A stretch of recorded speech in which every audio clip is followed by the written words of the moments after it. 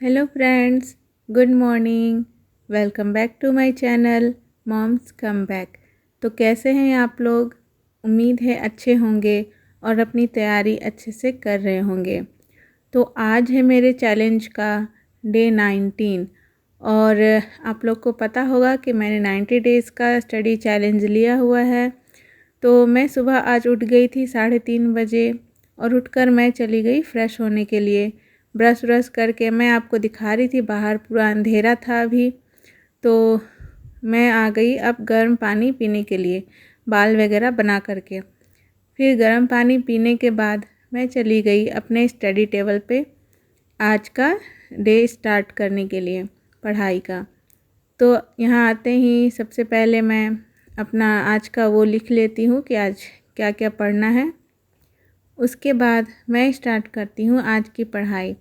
तो टाइम देख रहे हैं, अभी 4:04 हो रहे हैं। तो उठकर फ्रेश होने में लग ही जाते हैं 20 to 30 मिनट। उसके बाद मैं आ जाती हूँ करंट अफेयर पढ़ने के लिए। आज करंट अफेयर मैं पढ़ रही हूँ 2025 का अगस्त मंथ का करंट अफेयर, जो मंथली वाइज दिया हुआ है ना बुक में। और ये मैं स्पीडी के बुक से कर रही हूँ। बहुत सारे फ्रेंड ने क्वेश्चन किया था कि आप करंट अफेयर कौन से बुक से कर रहे हैं, तो मैं हर दिन लगभग अपने ब्लॉग में बता ही देती हूँ कि मैं स्पीडी का जो बुक आता है ना रेलवे के लिए, तो मैं उसी से करंट अफेयर कर रही हूँ। करंट अफेयर करीब 1 घंटे पढ़ने के बाद फिर मैं साइंस स्टार्ट करती हूँ पढ़ना। साइंस में आज मैं पर्यावरण एवं पारिस्थितिकी एक टॉपिक आता है, इससे क्वेश्चंस, तो मैं आज वही टॉपिक स्टार्ट करने वाली थी। क्योंकि पहले मैं बायोलॉजी कर रही थी, तो बायोलॉजी में मैंने पाचन क्रिया कर लिया था और आज मैं पारिस्थितिकी एवं पर्यावरण कर रही हूँ। और ये मैं एक जनरल साइंस की बुक आती है खान सर की, पॉकेट जीके की, तो मैं उससे ये टॉपिक कवर कर रही हूँ। वो कंप्लीट करने के बाद फिर मेरे पास समय बचता है, मैं थोड़ी देर के लिए बाहर वॉक करने चली जाती हूँ। बाहर नहीं, मतलब घर में ही थोड़ा वॉक कर लेती हूँ, क्योंकि लगातार 3 घंटे बैठने से ना बैक पेन होने लगता है। तो मैं अगर इतनी देर पढ़ती हूँ तो बीच में 5 मिनट का या 2-4 मिनट का ब्रेक लेती हूँ और थोड़ा वॉक कर लेती हूँ। तो वॉक करने के बाद फिर मैं आ गई थी पढ़ने के लिए। और साइंस में टॉपिक ये परिस्थिति करने के बाद फिर मैंने रीजनिंग बनाना स्टार्ट किया था। और रीजनिंग में मैंने एनालॉजी चैप्टर कंप्लीट कर लिया था, उसका जो टाइप 4 में बना रही थी। और अब आज मैं क्लॉक चैप्टर स्टार्ट करने वाली थी। और क्लॉक में मैं पढ़ी हूँ पहले, पर थोड़ा कन्फ्यूजन होता है क्योंकि सारे टीचर ना अलग अलग टाइप से बताते हैं, उनका ट्रिक अलग अलग होता है। तो मैंने सोचा कि आज मैं फिर से स्टार्ट करती हूँ और एक जो बेस्ट पढ़ाए होंगे उनको देखकर और उनसे नोट्स बना लूँगी और उसी को बार बार रिवाइज करूँगी। क्योंकि 2 चैप्टर रीजनिंग का ऐसा है, एक कैलेंडर और एक क्लॉक, जो मुझे थोड़ा कंफ्यूजिंग लगता है। इसको मैं पढ़ती हूँ और कुछ दिन के बाद अगर मैंने रिवीजन नहीं किया तो मैं फिर भूल जाती हूँ और मुझे फिर से इसका थ्योरी और सारा टर्म्स, सारा ट्रिक फिर से याद करना होता है। तो इसीलिए मैं आज क्लॉक शुरू कर रही हूँ।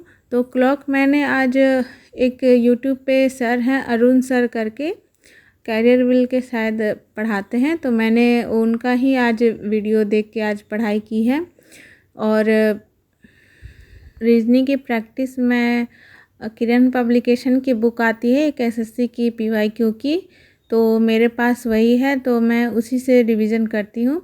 उसमें बहुत सारे क्वेश्चंस दिए गए हैं सारे चैप्टर के, तो इसलिए मेरे पास वो बुक है। तो जो भी चैप्टर मुझे पढ़ना होता है मैं पढ़ लेती हूँ, फिर उससे क्वेश्चंस लगा लेती हूँ, तो कॉन्सेप्ट क्लियर हो जाता है।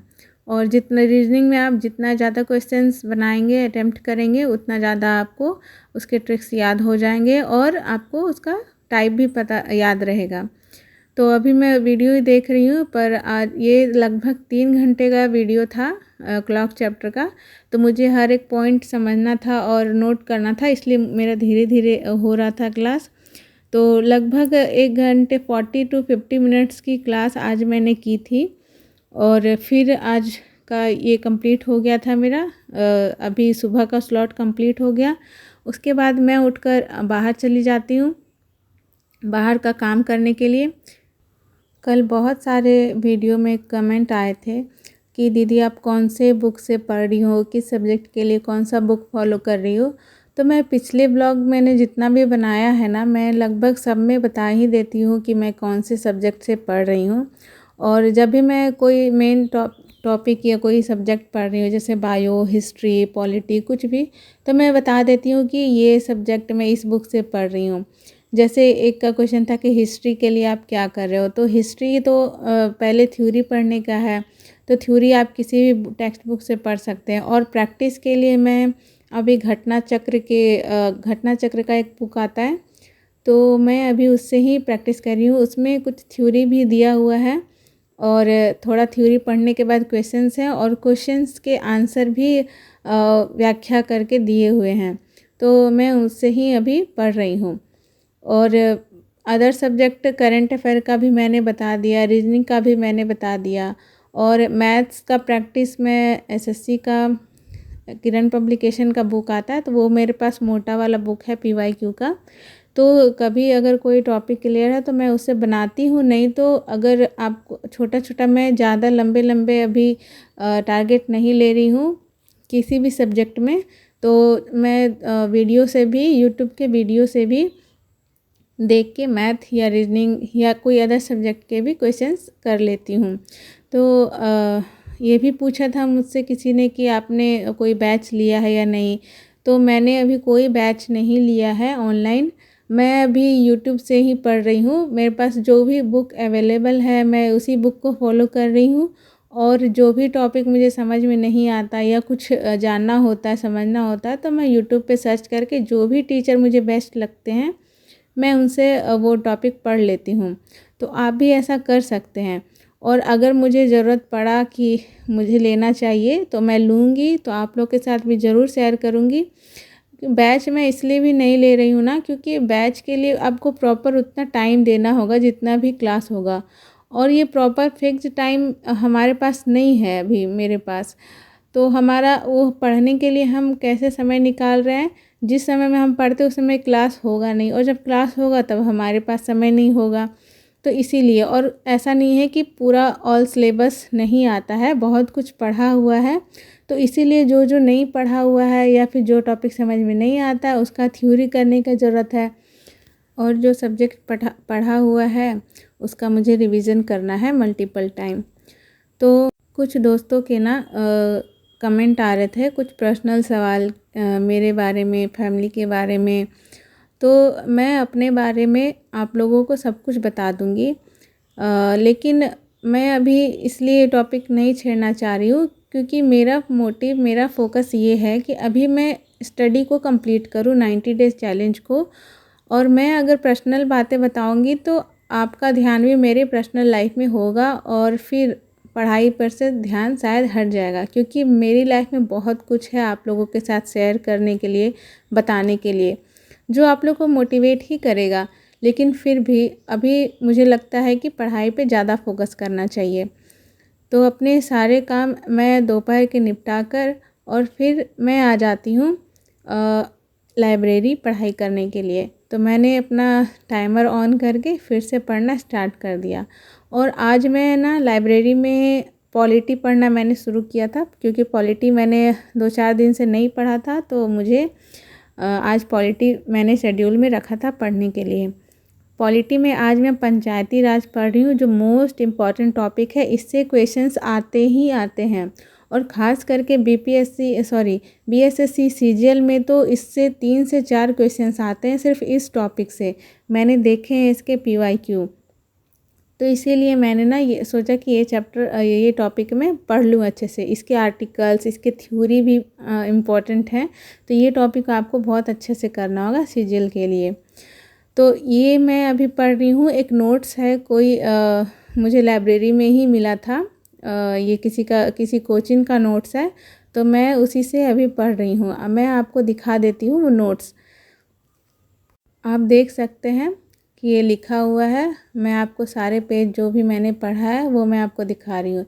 ये देखिए सारे आर्टिकल्स, ये याद करने बहुत ज़रूरी हैं।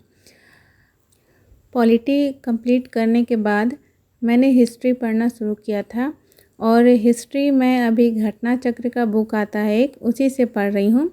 और हिस्ट्री में मैंने आज अन्य जन आंदोलन पढ़े थे, तो ये आप बुक देख सकते हैं। मैंने आपको इसका थ्योरी का दिखा दिया है। तो थ्योरी पढ़कर मैंने इसके ना कुछ क्वेश्चंस भी लगाए थे। इसमें 75 to 80 क्वेश्चंस हैं, तो जिसमें से 30 और 40 क्वेश्चंस मैंने आज लगा लिए थे। और हिस्ट्री कंप्लीट करने के बाद फिर मैं मैथ्स बनाना स्टार्ट करती हूँ, क्योंकि मैंने सुबह से मैथ्स नहीं बनाए थे और मैथ्स मोस्ट इम्पॉर्टेंट हैं। तो मैथ्स में रोज़ कम से कम 10 to 20 क्वेश्चन या 25-30 जितने भी बन सके मैं ज़रूर बनाती हूँ मैथ्स क्वेश्चन। और ये तीनों कंप्लीट करने के बाद फिर मेरा टाइम हो गया था वापस घर आने का। और तो मुझे वापस घर आने में ना, मैं लाइब्रेरी से लगभग 9 बजे तक निकलती हूँ, 9 सवा 9 तक, और फिर वापस घर पहुँचती हूँ मैं 9:30 बजे तक। फिर घर आकर मुझे फिर से खाना बनाना होता है रात का, तो फिर मैं घर आकर खाना बनाने में लग जाती हूँ। और खाना बनाते बनाते मुझे 10-10:30 लगभग बज जाते हैं, 10:15 या 10:30 तक तो हो ही जाते हैं। उसके बाद खाना खाना और फिर बाबू को सुलाना, क्योंकि मेरे बिना वो सोती नहीं है, तो उसको सुलाने में भी समय लग जाता है। तो ये सारा कुछ करते करते मुझे 11 तो नॉर्मली बज ही जाते हैं। और आज बहुत ज़्यादा गर्मी थी, कल और आज 2 दिन से ना बहुत ज़्यादा गर्मी हो रही थी। तो खाना बनाने के बाद फिर मैं किचन की सफाई कर लेती हूँ, और सफाई करने के बाद फिर ना मैं नहाने चली जाती हूँ, क्योंकि बहुत गर्मी था और हम लोग सब कोई नहाए थे आज रात में। तो आज मैं आप लोगों को दिखाऊंगी कि मैं रात को कितने बजे सोती हूँ, क्योंकि कुछ लोगों के क्वेश्चंस थे कि आप कब सोते हो, कब उठते हो, दोपहर में सोते हो या नहीं सोते हो। तो मैं आप लोगों को बता दूँ कि रात में मैं 11 बजे के बाद ही सोती हूँ, 12 बजे तक। और सुबह उठती हूँ तो आप लोग को पता ही है कितने बजे उठ रही हूँ आजकल मैं। और दोपहर में मुझे सोने का वक्त नहीं मिलता है, क्योंकि मेरे साथ बाबू है, तो अभी वो प्रॉपर मुझे सोने नहीं देती है। हाँ, थोड़ा सा मुझे नींद आती है तो मैं थोड़ा नैप ले लेती हूँ अगर वो सोती है तो, और नहीं तो फिर लाइब्रेरी में कभी कभी मुझे नींद आ जाती है। लेकिन वहाँ पे क्या है ना कि आप प्रॉपर सो नहीं पाओगे, आपको नींद तो आएगा पर आप सोओगे नहीं। तो फिर जब पढ़ाई का जुनून आ जाएगा ना, तो फिर आपको नींद अपने आप ही भाग जाती है। थोड़ी देर के लिए आती है, मैं ये नहीं कहूँगी कि मैं सुपर पावर है मेरे पास, मुझे नींद नहीं आती है। 3 से 4 घंटे सोकर ही मैं बिल्कुल स्वस्थ हूँ। पर हाँ, मुझे फ़र्क नहीं पड़ रहा है ज़्यादा, मुझे हेल्थ इशू नहीं आ रहे हैं, क्योंकि मैं खुशी से उठ रही हूँ और खुशी से जाग रही हूँ ना, इसीलिए। अगर ज़बरदस्ती मुझसे कोई ये करवाता या काम का प्रेशर होता तो अलग बात है, हेल्थ इशू हो जाते हैं, नॉर्मल नहीं है, सबको होते हैं। पर मुझे नहीं हो रहा, अभी मैं बहुत खुश हूँ, अच्छी हूँ। तो खाना खाने के बाद अभी खाना लगाने के बाद फिर मैं आपको दिखाती हूँ कि वक्त कितना हो रहा है। ये देखिए लगभग 11 बजे हैं और अभी मैं खाना नहीं खाई हूँ, अभी खाऊंगी। खाना खाने के बाद फिर हम लोग आ जाते हैं बेड पे, और देखिए बाबू अभी तक जगी हुई है, और समय देखिए अभी आप 11:20 हो रहे हैं। तो हम लोग अब कल मिलते हैं। Bye, good night.